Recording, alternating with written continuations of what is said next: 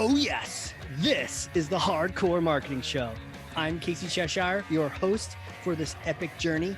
Today's show is sponsored by Ringmaster, on a mission to launch B2B podcasts that create relationships, generate revenue, and drive growth. Ringmasterlive.com. Bam. All right, yeah. Recording to the cloud. These voices are streaming all the way up to the sky and then back down again. Man, I am so excited for this one. I got to get all adjusted in my seat here. Got to get Thor's hammers ready. Man, this is going to be a good one. Who am I talking to today? Well, you best prepare. If you're sitting down, stand up. If you're standing up, sit down. I have an entrepreneur. I have a digital marketing expert, a speaker, a brand management consultant, an entrepreneur, serial entrepreneur, online presence management, social media management, website design, SEO, reputation management, which we may just talk about today. All these things packed into one person. Oh, and he's an Army vet. So what can you do? CEO and founder of Smart Business Consulting, Paul Mackiewicz. Welcome to the show, sir. Hey, Casey. Really happy to be here, man. Dude, let's go. Let's freaking go. So here is Thor's hammer. Go ahead and take this thing. You have it? Grab that. Oh, I got it.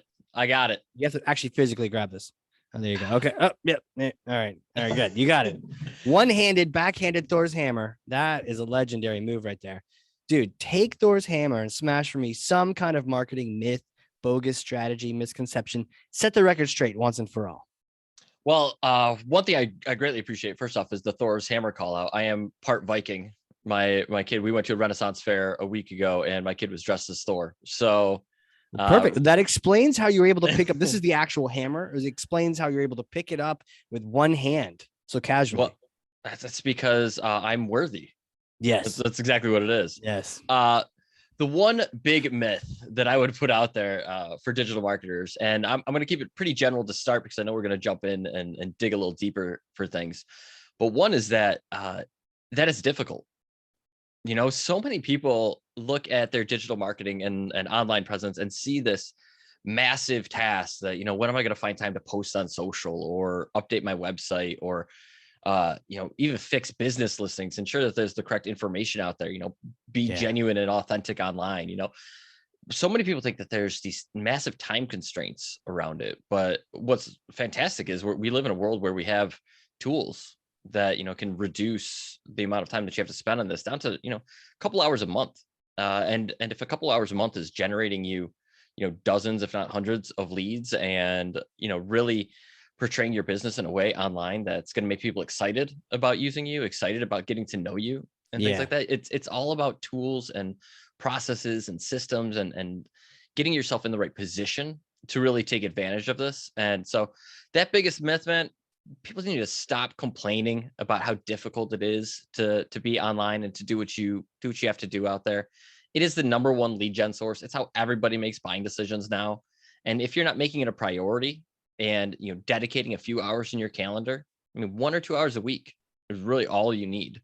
And you can really have a strong online presence that's building up, you know, revenue. You know, there's a direct correlation between the amount of effort you're going to put in and the revenue you're going to generate. And so you got to make it a priority. Got it. Why does this exist? Why do we have, you know, why do we get all freaked out when we see this massive to-do list and all these things? Well, I think it's a combination of two things. One, it's fear. You know, we live in a very fear-based society. People are afraid, oh, if I post something on social and it rubs somebody the wrong way, I'm going to get a nasty comment, or, you know, they think, you know, who am I online? This is one of the big conversations I have with a lot of my clients. It's like, who are you? And, you know, I have this one doctor I think about all the time with this, because it took us a good 4 months for this guy to finally open up and talk about who he was. He's like, I'm a holistic doctor. I'm like, great. There's thousands. Well, yeah. What does that even mean, right? Yeah. I do osteopathic medicine. I'm like, great. So do hundreds. Like, what is it about you that makes it, you know, you special? He likes talking about his bedside manner. And I was like, cool. Like, we could play with that, but that's not a thing about you. And finally, we got him to open up about, he likes going with his kids to Harry Potter. What is it? Hogwarts, the little Harry Potter village. Yeah. And they dress up in their little, in the outfits and get their wands and everything. Sorry, I don't know a whole lot about Harry Potter, so can't really speak to it too much, but it's a passion of his. And so now we reframed him a little bit online. So now he's like the Harry Potter doctor, right? It's all about emotional connections. And if I get to an Instagram and I see my doctor in the black Harry Potter outfit, wagging his wand with his He's kid, got like the robes. yeah, if I'm a Harry Potter fan, like think of that emotional connection I just formed with him that I Yeah. didn't have like 5 minutes ago. Yeah, Right? you It's the know he's same thing. cool then, right? You can't. I mean, you knew he was a nerd to begin with. He's a doctor, but and you want him to be a nerd, but now he's a cool one because he's sporting his Hogwarts regalia coming into the Yeah. office. That's awesome. Yeah. And it's not like a difficult thing, but for him it was this barrier of like, how do I be authentic online? How do I show who I am? And it took me and a few of the guys on my team to literally like drag him there. But Is his stuff live? What's his name? His name is Dr. LeBeau. He is Damn. in, yeah. How do you even spell Oh, OW? Labeau, I believe it is. Okay, cool. Yeah, half the trouble is just spelling his name, I guess. Yeah.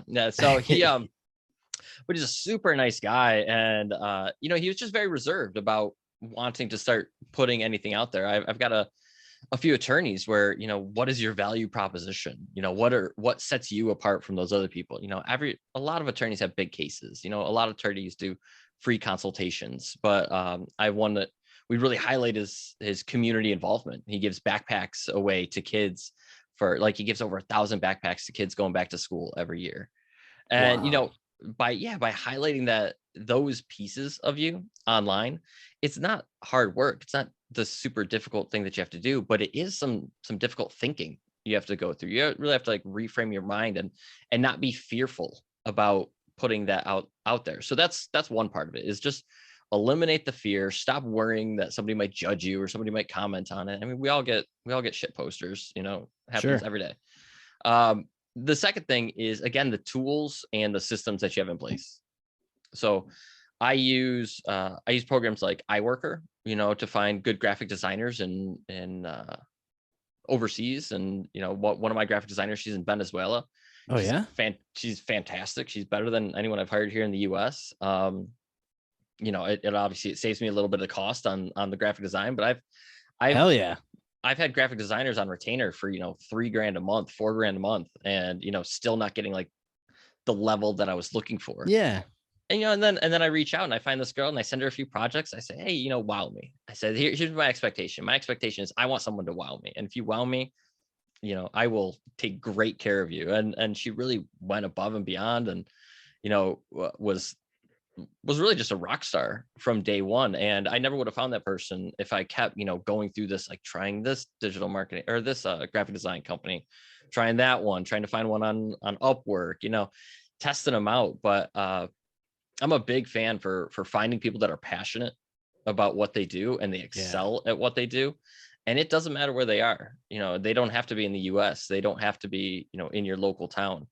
We live in this awesome digital world now. So with her, I mean, she has saved me, I'd say 20 hours a month or so in having to, micromanage the social media for my clients and kind of take a look at things like that. So, finding, again, that's just a tool. That's all it is. It's she is a cog in the wheel in what we do. And, I'm able to delegate things to her and let her run with it and give her a little bit of autonomy and introduce her to her client and have her listen to me drag that information out of them. And now I'm able to, step out of that part of my business and let that client really be reflected very well by, this person that's in Venezuela that they didn't even realize was a resource. So now, my tools are not just my tools, they're my clients' tools at that point as well. Yeah, I like that, man. I like that combination of the right people, the right tools. It doesn't have to be that massive thing. And it probably something around not looking at that total list. Like, don't look at everything you have to do, like chunk it up into little bits. Do you see a lot happening with that? Yeah. So I'm a very strict calendar follower. I'm doing this real cool thing called the Flow Research Collective. And it's all about it's been one of the best investments in my personal organization, my personal life and balancing. I have a new kid. My first child was just born in January. So hell yeah.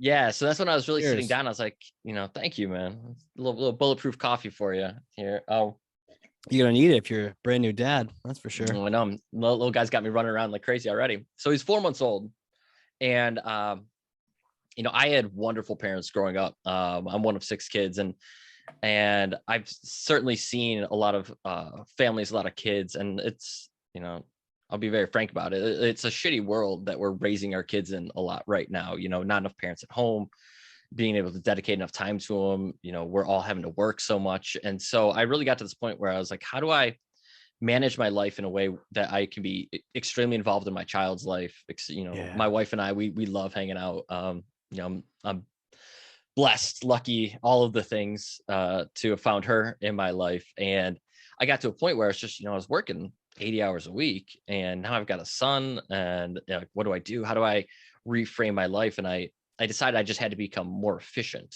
and Yeah. be more dedicated to a calendar. So one of the things I talk to my team about all day is just calendar worship. If something's on my calendar, I'm doing it, and I'm not available. Finding that way to separate myself. And luckily my team, they're they've dealt with me long enough that they know when I say something, I mean it.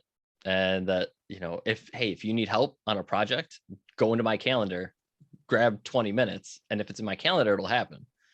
But if it's not, like, I'm sorry, you gotta figure that one out on your own, or shoot me an email and I'll look at it during my email time. Yeah. But just like you're talking about, having some regimented time. One of the things I do with my clients during the onboarding time is so we'll do an onboarding call, and then I tell them, okay, either tomorrow or the next day, I need you to put an hour block in your calendar. And during that hour block, I'm sending you the homework. I need, access to your website. I need access to your hosting. I need, logins for all your social. We try to get all of that on the onboarding call. Yeah. But during that, obviously we're finding all of these holes that they have, maybe their business listings are incomplete. So I'll send them like a full breakdown. Hey, I need to know hours of operation. I need to know your short description, your long description, mottos, color codes, logos. So there's a lot of things that go with your online presence. But again, if you have a system, then I could plug our eBrand dashboard, because I think it's one of the best out there as far as managing business listings, reputation, social, your paid ads, even. Like it's this one tool that I really wanted to build, because I'd been with other digital marketing companies for years. And I saw this just, we weren't placing enough options in the client's hand to say, hey, like, this is a two-way street. Yes, we are really, really, really good at what we do. And we are going to direct you in the right direction. And we're going to do it efficiently and timely. And we're going to hit all of our goals and everything. But I need you. Like, without that information, without being able to pull out that this doctor likes Harry Potter, I can only do so much. So conveying that, you got to convey that to a client. And I think that's really important when you're hiring a marketing company. Like, are they asking you those type of questions? Are they getting to know you as a business? Do you feel like they can properly reflect your brand online and in the light that you want, that's going to elicit emotional response, that's going to drive revenue? Like you got to put those puzzle pieces in place first. And it all comes down, again, tools, team, and being very strict about putting things in your calendar. I mean, like I said, I'm a big calendar guy. So that's one of the first things I tell them to do, is just put an hour block to get me all this info. Because if you can have that hour block there, and I can have all that info, we hit the ground running that time. The worst clients are the ones that emails back and forth where they're like, well, I'll get to it this week. I'm like, when will you get to it this week? Like, if it's my job as your marketer to kind of hold your feet to the fire a little bit. You're paying me a lot of money to do this. So we want to make sure that we get good results for you. And sometimes it takes a little tough love. Yeah, tough love. I mean, that's the magic behind good project management. It's just, hey, let's go, push. Let's make this happen. Sometimes we found that with one of my other companies that it was just even too much to try to push people. So we decided we were either going to do it with them or for them. And with them is we threw them over our shoulders and we did it, and we carried them with us, or we just did it ourselves. So it was no longer like, oh, you need to do this. It's like, nope, I'm taking over. Because you're right. I mean, you can only push so much, but you got to. That shows you care. Yeah, and we really do. It's one of the values that we try to stick to, which is like selfless service and honor, integrity. I kind of drill into my team the Army core values. We can go off on a little military rift for a bit, but I think that the things that you learn in the military really do set you up well to be a manager and to be a business owner. And with that, the project management side, my life really improved as soon as I hired an executive assistant, and I was able to offload things like email, calendar management, things like that. And one of the big things was empowering my team to really function as a team in our project management tool. We use monday.com for everything. So, but it was a really big day when I was like, it is not my job to create tasks in here. It is my job to make sure that you guys are creating your tasks and you're assigning, if you need graphic design, assign it to Maria. If you need this, assign it to Christian. If you need this, we've got all these great team members in place, and having again, it all comes back to tools and systems, and having all of those things work synergistically. So our dashboard hooks in directly with, say, like Google Analytics, and directly in with your Facebook and your Instagram, your LinkedIn, your Google business listing. So by having the right tool and that integration in there, you click 5 buttons and your social media post just went out to 8 different sites, right? That's an amazing tool, which just saves you a ton of time.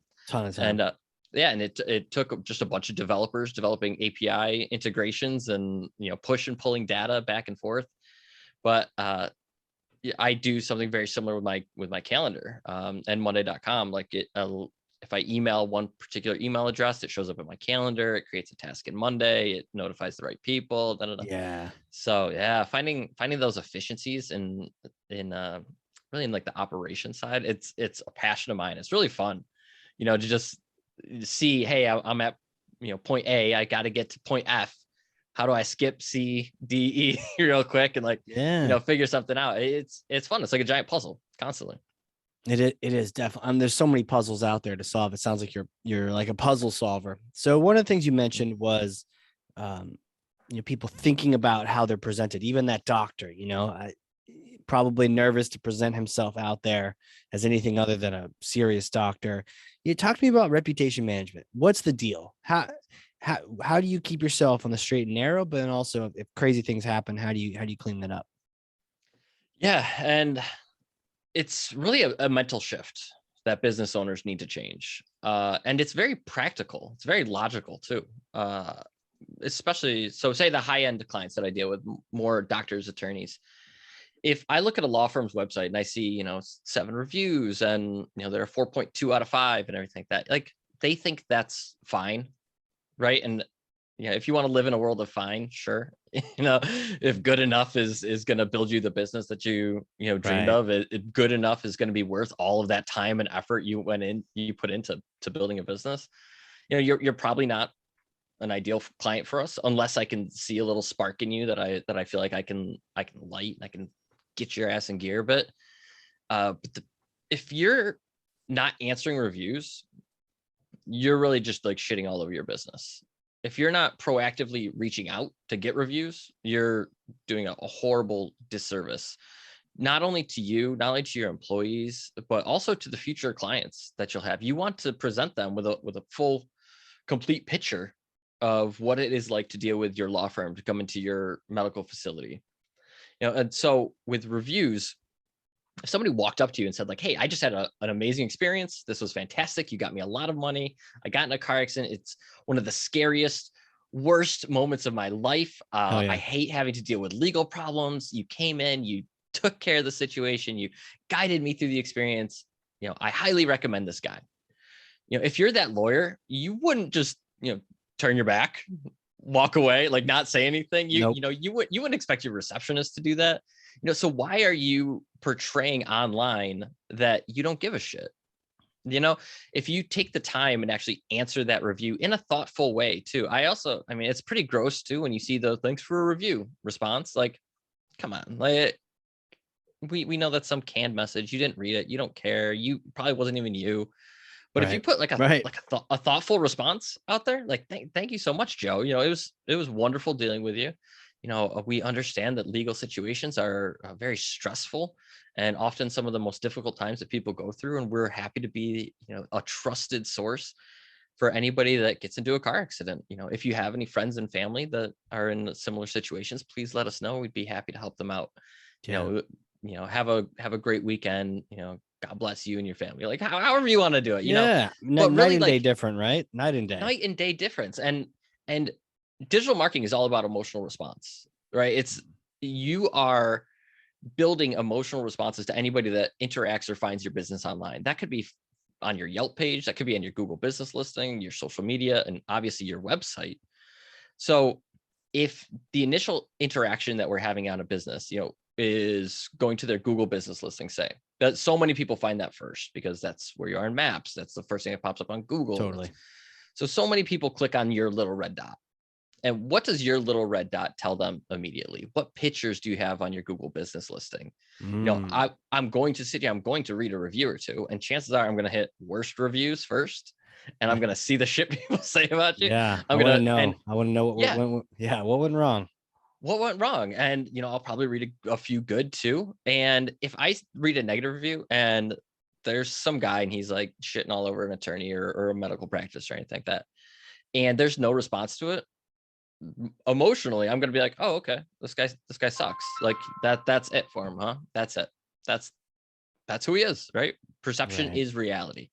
And so if somebody is building the perception for your business and you're not taking control of it, it's mind-blowing to me that you are that lackadaisical, that hands off about caring about your clients, which is revenue. That's why you are in business, is for those clients, to take care of those people.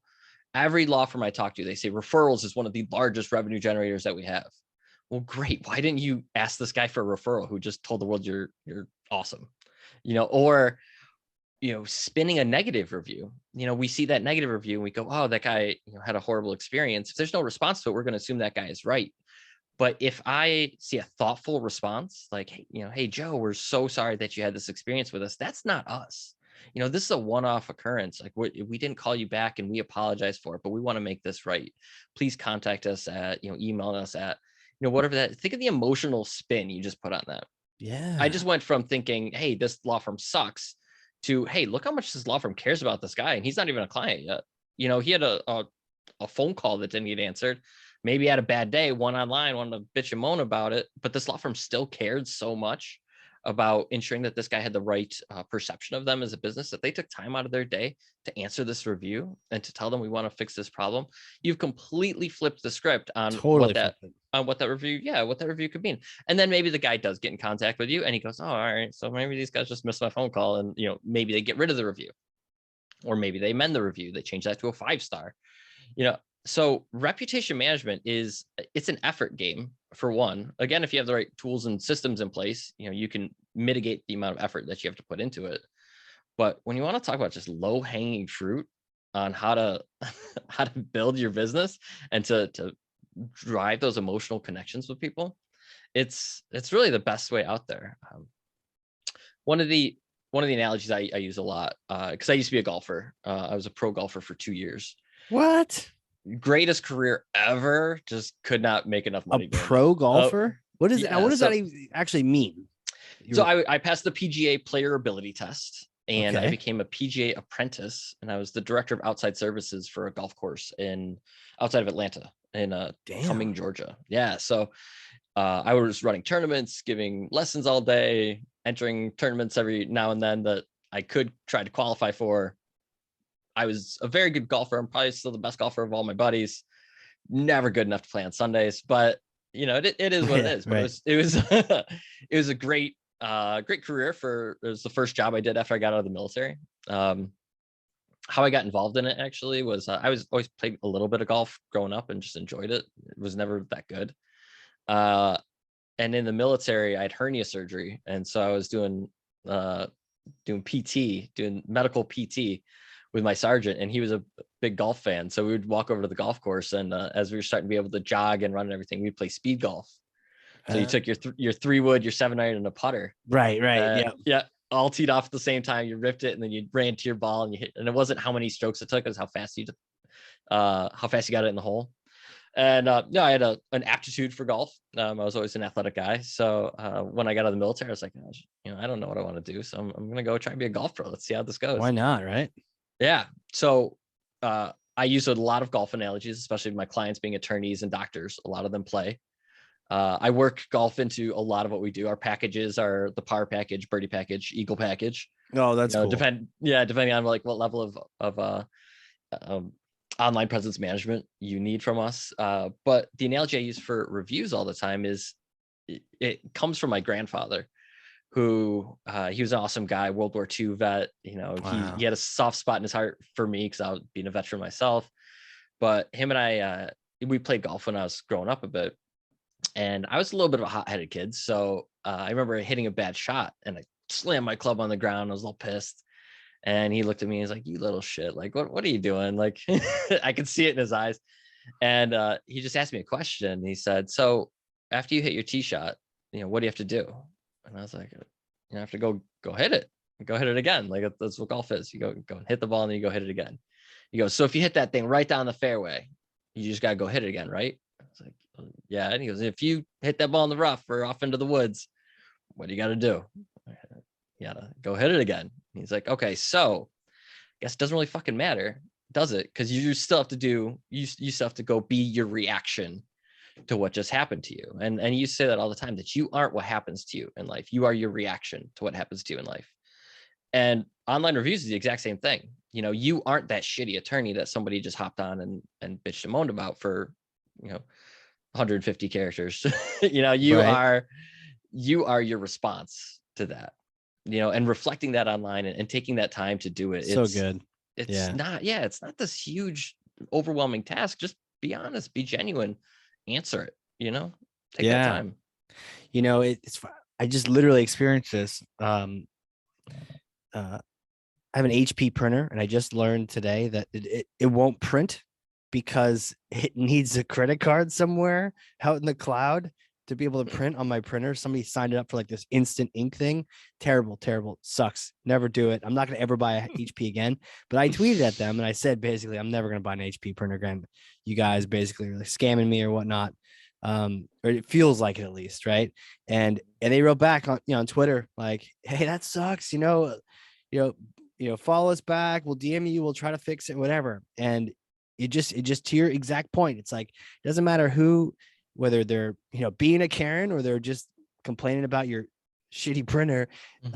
Your reaction is what people are going to look at. And you're totally right. If people are crazy on reviews, we all know there are crazy people. So what we're looking for is, did that review sound genuine? And if so, then I can understand why, you're not going to ever have perfect score for all the ratings. Yeah. One of the things that I try to convey to my clients as clearly as possible is, if somebody leaves you a bad review, chances are they're gone. Most likely you're not going to get that guy back. It's always worth, taking a swing for the fences, try to get him back, try to, rectify that situation. But in most cases, kind of, fuck that guy. Who cares? What we care about is the next 20,000, 30,000, 100,000 people that are going to see this review over the next 10, 15 years of your business. And what connection they are going to now form from this. So even like negative reviews aren't a bad thing necessarily. Yeah, it brings your star rating down a little bit, but if you're getting lots of positive reviews, that doesn't really matter. Right. As long as you're not dipping down into that, low fours, high threes range, or you losing that little red or bright orange on Yelp. You don't want to dip down too far, but with that, like, you're concentrating on explaining your side of the story and explaining, don't turn it into a pissing match, but just acknowledge, explain the little bit, try to solve it real quick. And then the next 20,000, 30,000 people that are going to find you are going to immediately have a different perception of you and your business. Right. Yeah. I mean, be gracious, be polite. Mm-hmm. Yeah, that's it's really not that hard. And that was the original point, right? It's not that hard. And you would be amazed. You could Google just about any industry, and I would say 80% of reviews are not answered. I'd say at least 80%. Really? It's bad. I mean, I'd say at least 2/3 of the people that I talk to, either have, one word or one sentence responses that aren't, doing anything, or there's not even answering their reviews. Well, so many like don't even know that the listing exists. I mean, it's pretty Jeez. crazy to me.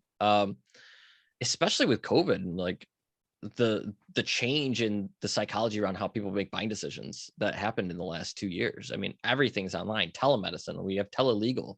I have some clients that they only do telemedicine consultations. They're sitting in their house running a business, running a medical practice.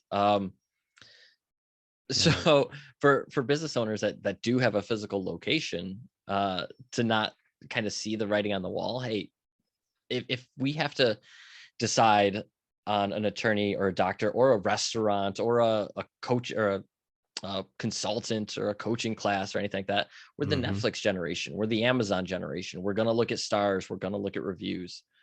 So take care of it. It's your I baby, always look at that right? stuff. Yeah. Always. And what's crazy is I'll ask a client too. I'm like, so what's the last big purchase you made? And he's like, oh, I bought a car. I'm like, okay, did you research it first? Did you look online? Did you, you're making a giant purchase, a giant life decision. Somebody gets into a car accident and they need an attorney. This is a giant life decision. They are going to do the exact same thing. If I'm, trying to find a new doctor, I'm making a giant change in my life. I'm going to research it. I'm going to look, so why would you not take care of those things? Man, I've done it for even socks. Like good hiking socks. I'm looking that stuff up. I want to find out. So yeah, that's the world we live in now, and people just need to kind of accept that hard truth that your reputation online is who you are as a business at this point. Yeah, 100%. Man, so killer. So dude, who are you? How do you know all these things? Yeah, military, golf. Take us back in time. Little you days, right? Did you always know you're gonna be an entrepreneur, kicking ass in the army, all these things, or what? I am, we'll say, the inspirational story for those people that have no clue what they want to do in life. Wow. I grew up, I wanted to play in the NBA growing up, or maybe like a professional wrestler or something. I don't know. Who knows? Like my aspirations when I was young was much more about being a cool kid, having girls, being fun, living life to the most. I'd let have Carpe Diem tattooed on my arm. Like it was always about. Is it really? Is it? Yeah. Oh no shit. Carpe Diem tattooed on my arm. Damn, seize the day, it's man. pretty faded. Yeah, man. Yeah, I love Dead Poet Society as a movie when I was in like high school. Hell yeah. I remember seeing it. And seize the day, boys. Yes. But yeah, I went to college. As a freshman, I changed my major 4 times. I started out, I believe it was early education, communications, marketing, and then went to like general studies, liberal arts, something like that. Like I obviously had no idea what I wanted to do, and I understood that I had no idea what I wanted to do. Right. And I was working at Dick's Sporting Goods selling golf clubs. I had a passion for it. Right. And retail, it's an easy job. Sit here and talk golf with people all day and polish up some golf heads. It was a cool job. Right. I met an Army recruiter doing it, and he was like, what's your game plan? What's your future? I'm like, man, I have no idea. I have no idea, dude. Yeah. I got, oh, perfect. I got an idea for you. Yeah. He pulled me right in. But also, my dad was in the National Guard. My grandfather was in World War II. So I'm one of 6 kids. I grew up outside Buffalo, New York. So I'm a diehard Buffalo Bills fan. Go Bills. Right. And so it kind of hit me. Also, very soon after that, 9/11 happened. And it was kind of a, what? Shit, I have no direction right now. I can give up 3-4 years of my life, get some college money, go get the bad guys, go do the thing. So yeah, I enlisted and didn't consult anybody. I was kind of that type of kid. I showed up at my parents' house and was like, hey, I joined the Army. I leave in 2 weeks. It's like, let's throw me a party, and see you guys later. Yeah, that's exactly what it was. Is jumping on a plane off to Fort Sill, Oklahoma. I was artillery. Oh yeah, okay. Arty, nice. I was computer operator for field artillery. So like I said, I was the smart guy blowing things up. Yep. So whenever you needed something, call for fire, anything, you call me. I put into a computer system, make sure that we weren't blowing up anything we weren't supposed to. Spent a little over a year in Iraq back in, let's see, it would have been 2003, 2004. time frame. So we were one of the early units in there. Mhm. And I was down in Louisiana, did my time, knew that I wasn't re-enlisting and all that. So my entire unit got relocated to Washington State. I stayed in Louisiana and played opposition forces for the last year and a half I was in. So I grew whatever beard I could at the time. It was like a 20-year-old kid. And I basically played laser tag for like the last year I was in the service, training soldiers that were getting ready to deploy. So that was very cool. I finished that up and I moved to Atlanta, and that's where I tried my golf pro years. Ended up working with Dick's Sporting Goods, became finished up college and all that, taking night classes, working every day, Hustling. Yep. hustling. Yeah. And eventually I got a little burnt out on retail, got a little burnt out on being away from family, and my grandfather, who I was very close with, he passed away. And so I moved back to Buffalo, New York for a little bit, Buffalo, Rochester area. One of those things to be like kind of close to home, but not too close to home. So a very meandering. I met a guy playing golf. That's kind of a running theme in my career path here. Met a guy playing golf, and he said, "Hey, I got this idea. I want to open this golf simulator, driving range, bar, restaurant, like entertainment center." And so he kept kind of pumping me like, "Hey, I need somebody to come run this. I need somebody to come run this." And at the time I was a business analyst for Dick's Sporting Goods. And so I wasn't super interested. And finally I was like, you know what, I'm done with this. Like I can't deal with the retail anymore.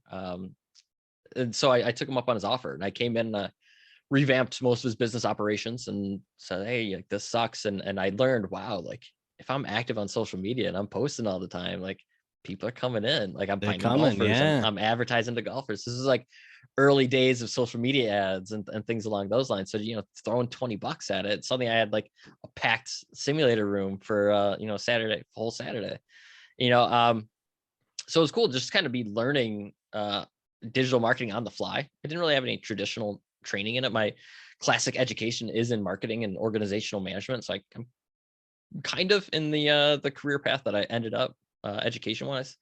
Right. But after about 3 years in Buffalo, I was brushing snow off my car for like the 20th straight day, and was just like, fuck this, I'm done. I can't be here in this cold anymore. Too much snow.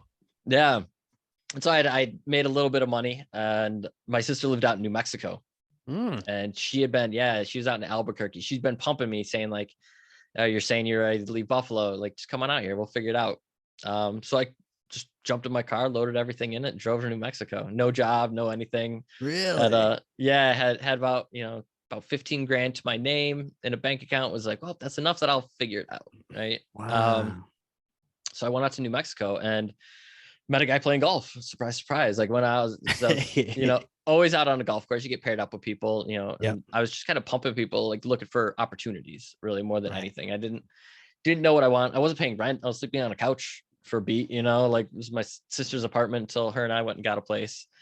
And this guy had this idea for a scooter rental company, and amazing margins, right? Like we could buy a scooter for like $450, rent it out for like $80 a day, in a week and a half. That thing's paid for, and everything you're making on top of that is just, just cheddar at that point. So he had an idea for like one location, and me being kind of how I am, I was like, "Oh, I'll invest 10 grand and let's do 5 locations. Let's do this for real." And so I basically ran that entire company off of Google Sheets, some scripts that I wrote into Google Sheets. They would fill out a form submission and fill it out, send them a PDF, us a PDF, activate a little GPS tracker on it. So I was kind of like learning how to integrate these different systems together. Okay. Yeah. Yeah. And we built this, 5 location scooter rental company in New Mexico in a, I built it in probably about like a month and a half or so. Really? That's quick. I had them all up and operational. He took kind of like the business side. I took care of the operation side and kind of the logistics on things. So we built this pretty cool company, but it was absolute hell on my body. I mean, I was driving probably 25 to 30 hours a week, going to all the different locations, sleeping in hotels, sleeping in a car. You're grinding it again. Yeah. I'm a very good grinder for sure. Yeah. Sleeping in hotels in the back of like some of the shops that we would rent out, things like that. Yeah, man. Like whatever I had to do. I had an air mattress in the trunk. I did that for about a year and a half, just running ragged. And a buddy of mine in New York called me and said, I mean, you've always talked about moving to the city. Like, you should just do it. You should just do it. So I found a digital marketing company and interviewed with them remotely. Okay. And I got hired, and the company's called Main Street Hub. Okay. And Shout out to the hub. well, they are now owned by GoDaddy. So they are now most of it is dissolved, and GoDaddy kind of took in all their technology, but GoDaddy did buy them for like 120 million. We did hit the Inc. 5,000 fastest growing companies list, actually Inc. 500 fastest growing companies list 2 years in a row. When I got to New York, office was right in Times Square. I was like 2 blocks south of Times Square. And I think the 16th, 17th hire in there. I walked in there. There was this giant room, all these tables and chairs, barely anybody in there. And so I was cold calling. I was selling social media management and reputation management and mobile websites to local, we call them local heroes all the time. I still use that phrase because I think it's very appropriate. Calling restaurants, I was the golf course guy. I had like, by the time I left, I had probably like 40, 50 golf courses that I was working with as far as managing their social media and helping them get reviews, answering reviews, just kind of optimizing their online presence so that, they looked like the right choice when people were deciding where they're going to go play. They could be found everywhere. Right. All that good stuff. Man. I'll speed this up a little bit because I know it's a bit of a No. story, I mean, man. you got this like wild history, man. Like this, then this, then this. Well, that's a lot of grind one thing the whole way through, though. Always. I'm certainly grinding. I'm finally at the point now in my career where I'm able to like breathe a little. Like I got the kid and the wife and the successful company, but I was in New York for almost 3 years, we'll say, right around. Met the future wife, the lady of my dreams, and she got a job opportunity in Miami. And me being just like the same guy that up and left Atlanta for Buffalo and left Buffalo for New Mexico for New York. Like I was like, I'd done my thing in New York. It was awesome living here. Lived in the Upper East Side, riding subways to work every day, living that awesome young hustler dream. I'm gonna go do something new. And started scouting out marketing companies in Miami. And eventually I found one that I was like, well, let's kind of just see how this goes. And this might not be the best career advice for anybody. Right. But I applied for a sales manager job with them because that's what I was doing, and I didn't get a call back in like 2-3 days. And I was like, all right, this is crazy because I'm a top 3% salesperson in New York City selling digital marketing, and like I'm managing a team of 60 people now. I was like early in the company. Like how are they not calling my phone immediately? Right. So I sent the CEO of the company an email. Outside of the HR hiring the sales manager, I just sent it right to the CEO and was like, "Yo, man, I just applied. I'm about as good as you're gonna find. Not tooting my own horn so much, but you guys are like 3.5 on Google right now. Nobody's answered a review. You guys haven't posted on social media in 6 months." I was like, "What kind of marketing company are you?" Like, I tore into him pretty good. 20 minutes later, I got a phone call, and he's like, "Hey, this is the CEO." He's like, "I just got your email. Who do you think you are?" And I was like, "I think I'm really good at what I do. Like, I think that I could really help your company.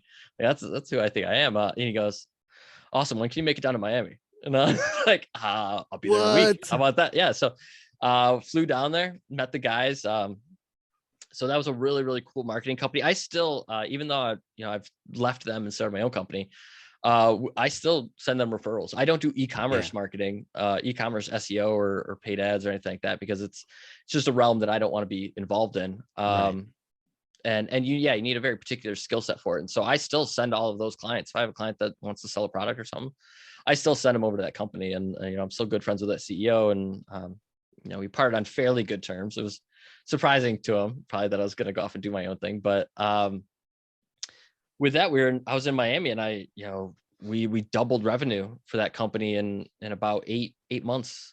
We fixed everything. I came in as the director of business development and implemented some new systems, and cleaned up their own online presence, cleaned up the own website, kind of built a system that could handle growth. Because at that point they were a good company, but they really just needed some tightening, lots of tightening. We'll say. Eventually my wife, she works in high-end hospitality. So she got a amazing job offer out here in LA. And that was always a dream of hers. LA was never a dream of mine. It still isn't a dream of mine. Like, I'm not going to be out here much longer, I don't think. but we make those sacrifices, right, for the Yeah, ones we totally. love. So I made the sacrifice and said, yeah, let's go to LA. And right before it, I had just gotten a fairly significant promotion. They asked me to be the VP of client success. So I was going from a director role to a VP role. Jeez. And I came in and said, yeah, awesome, I'll do it. Here's my game plan. I gave him like about a 10-page breakdown of everything we need to do and the plans I have and that. And I said, but I'm gonna do it from LA. And he's like, oh, are you? Okay.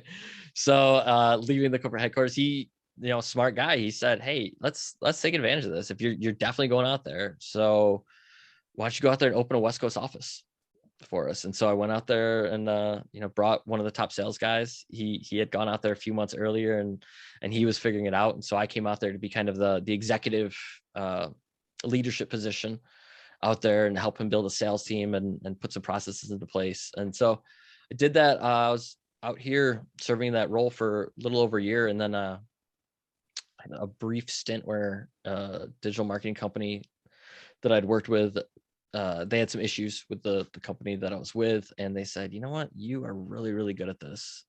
We want to start a digital marketing company. How much money would it take for you to Wow. come over and run it? And I threw a huge number at them, and they said, okay, let's do it. And Wow. they gave me the money. Yeah. Here's where that story goes off the rails. 8 months later, my company or my team, even though we're in the black, we're making money. Suddenly I got a web developer who's like, hey, I didn't get paid. And I said, what are you talking about? Like, Oh what's going no. on? And then suddenly I didn't get paid. And I Oh was like, no. what is going on? And then get this, this is where shit goes crazy. There's two major financial guys. I only dealt with one of them mostly. The more hidden partner, he apparently was the larger financial backer. Suddenly that dude gets thrown in jail for like 25 Oh years no. for some really, really heinous shit. And I took that as like Oh, my like Jerry like Maguire. he's like straight up criminal. Yeah, he's like straight up. Man, did you He's start a going to be in marketing jail. agency with the mob? Is that the new title of this podcast? Is that what Oh, we're gonna that's call it? it. Damn. It was some dark days for me though. I mean, Yeah, I bet. I'll fully admit this because I went in, came in, like had this amazing opportunity. I was super excited about it. I was building something from the ground up. I built like the entire production team in just a few weeks, and like we had sales rolling in. Everything was going really well. And I just kind of got blindsided a bit by it, and I utilized that as my wake up call. It was kind of like a bit of a Jerry Maguire moment. And I was like, you know what? Like I've been making money for other people my entire career. Even my partner with the scooter company, that was my first like entrepreneurial venture. But that dude still owes me money, right? Like I'll never, Yeah, you deal with just kind of some man. shady entrepreneurs over your life, and it is what it is. They're all learning experiences. I wouldn't take any of them back. But that one right there was kind of like the final kick in the pants, right? And I was just like, you know what? I'm done. Jerry Maguire time. I'm doing my own thing. I'm gonna go start my own company. Who's coming with me? And I had one Hell of my yeah. first hires over there. I still to this day I call him, he's my Renee Zellweger. He's awesome. Yeah. Yeah, he was like, yeah, I'm in, let's do it. And 6 months or so of us working from my apartment on a couch, figuring out who we were, what do we do? Who do we partner with? Where do we go? I'm paying this guy just like, like $1,500 a month to start. And I'm like, dude, just bear with me. I swear I know what I'm doing. Kind of just bear with me. We're going to get there. We're going to get there. And, Yeah. 3 years later, we're now, a million plus, like good size, doing Dang. amazing work, hardworking, very systematized, company. Just even telling this story makes me feel proud of it now, because I Dude, think of, yeah, you should be proud of it. 3 years ago, we were sucking ass figuring out what we were going to be. And now we're making a Should pretty be decent proud name of for it, man. ourselves. Yeah. Long story though, right? Damn.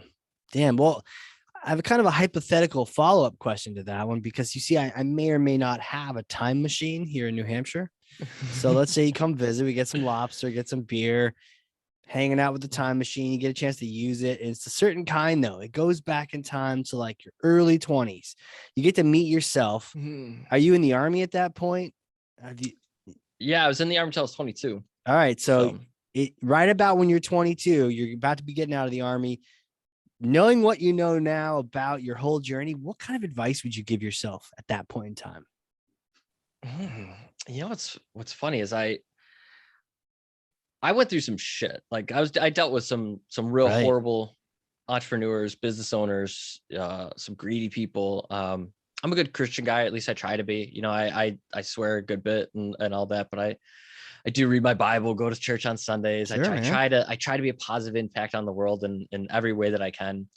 And I didn't find that until I'd say a little later in life, until I was probably in my 30s, is when I really started like looking at myself more in like God's eyes, right? Like we're all a gift. All these people around us are gifts. Like I can learn something from anyone. I can impart knowledge on a lot of people. I can be a mentor, I can be a mentee.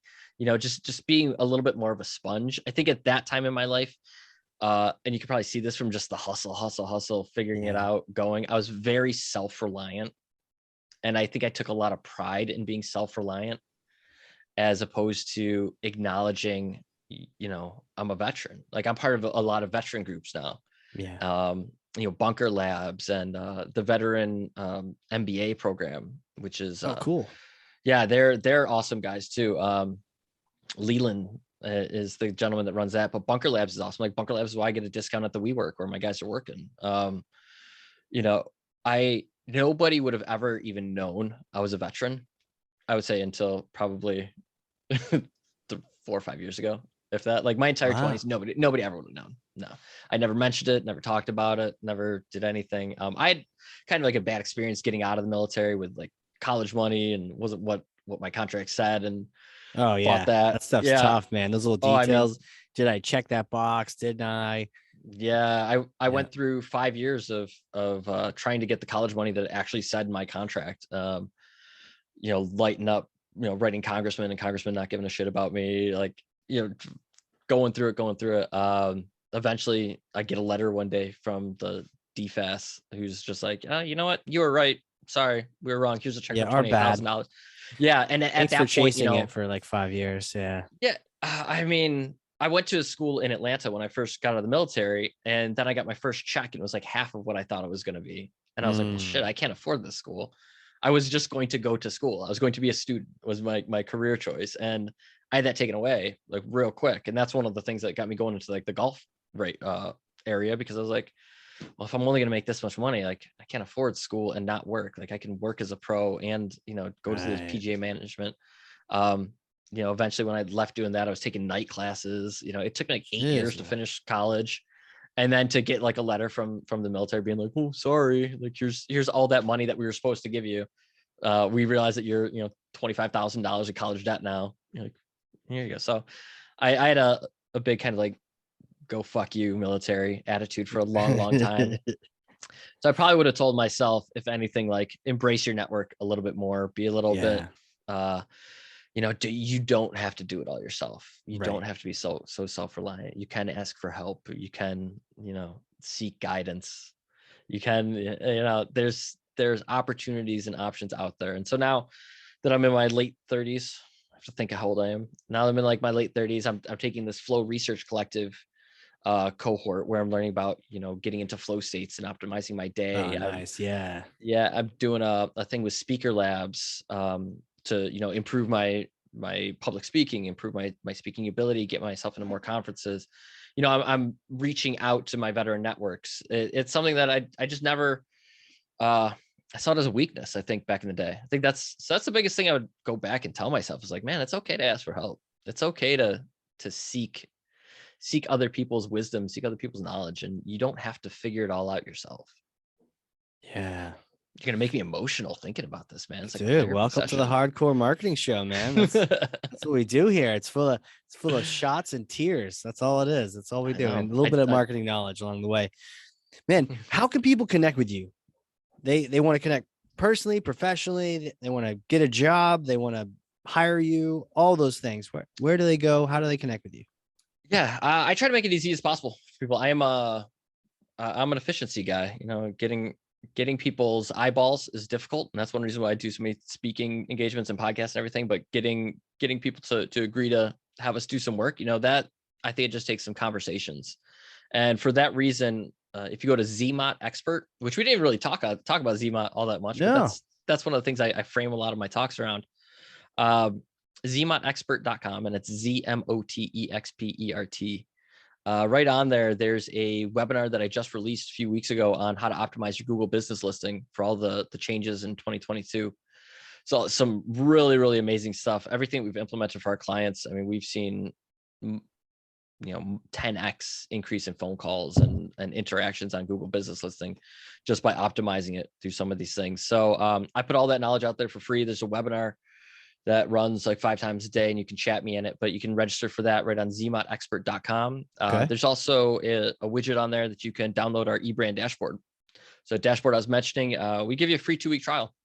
That's check awesome. it out. Get yourself nice and organized. Yeah. Okay. We send you We'll some definitely emails link to it in the show notes. We'll definitely. Okay, that'd be great. Yeah. Yeah, it's a great tool. It's got reputation management, so you can see all of your reviews from all of your different sources out there. So we built in like API connections with obviously Google, Yelp, for my medical. It's more like ZocDoc, RateMD, Vitals. So all these other review sites that you can be on.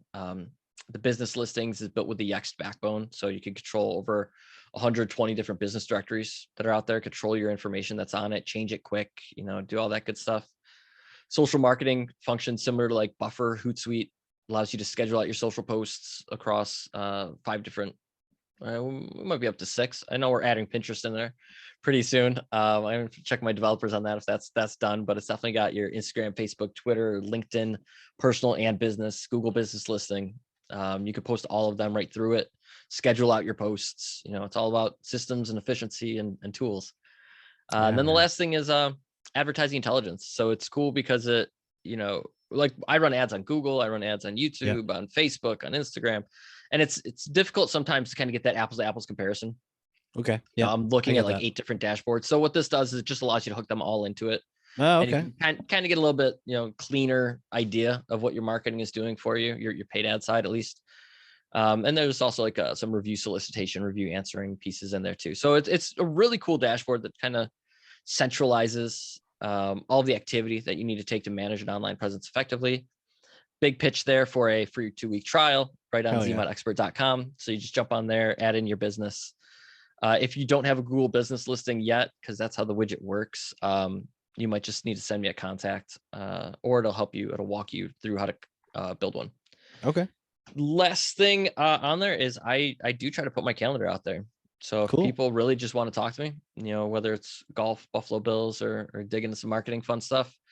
If you want to talk about golf or Buffalo Bills, they're limited down to 10-minute blocks. But if you want to talk about digital marketing, you can grab me for like 30 minutes, 45 minutes to really dig into your online presence, see where we can help you. Yeah.